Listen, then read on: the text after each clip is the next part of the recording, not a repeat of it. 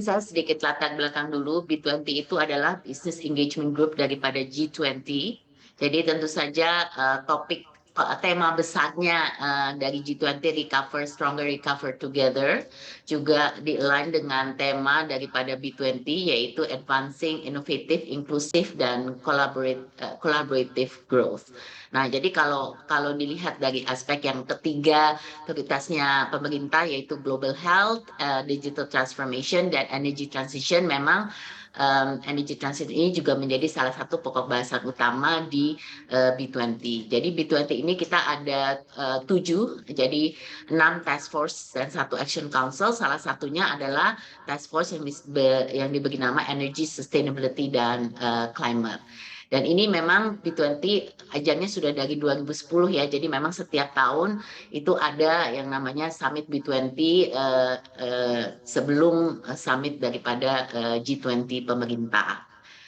Nah, kalau kita lihat memang dilihat dari kacamata dunia ya, memang ini saya pikir aspek energy transition ini jadi topik daripada energy transition ini memang sangat penting, dan itu sudah juga kita lihat pada waktu COP26 kemarin, COP26 itu juga suatu topik yang menjadi salah satu topik utama ya. Jadi kalau kita lihat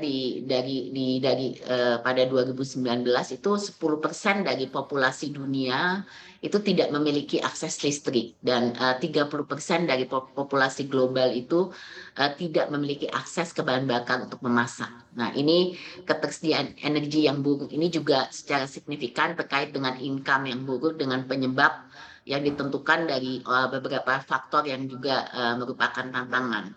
Jadi mempertimbangkan fakta dan fenomena ini, upaya akselerasi kepenggunaan energi yang sustainable akan menjadi salah satu memang pokok bahasan utama pada gugus tugas energi ini.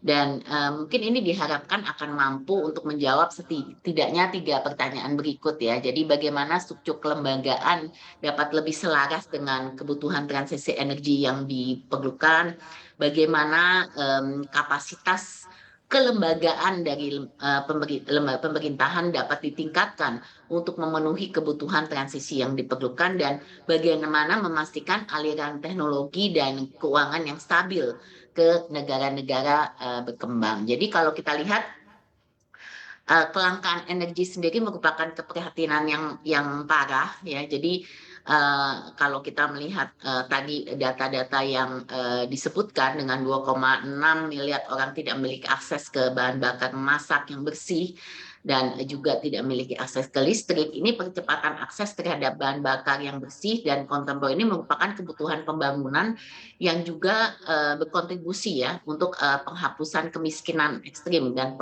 pengurangan juga daripada kerusakan lingkungan. Jadi kita juga harus memikirkan kalau energi transit ini dari segi bagaimana masing-masing negara juga harus ada resiliensi, jadi ketahanan daripada energinya.